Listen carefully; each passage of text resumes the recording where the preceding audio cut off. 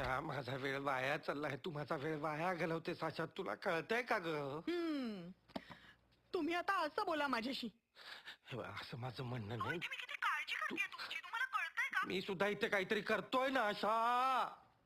इथे काय करू स्वतःच कळत नाहीये. बर, मग तू काय करायचं ठरवलंयस आता? घ्या आता आता असं बोला माझ्याशी. आशा, हे बघ, मी इथे गंमत करायला आलोय का ग? मी दुसऱ्याच्या घरामध्ये इथे शिरून आपल्यासाठी चोरी करायला. Hello hello hello hello hello hello hello, कुठे गेली? हॅलो. हा, कसला आवाज होता? लोलक.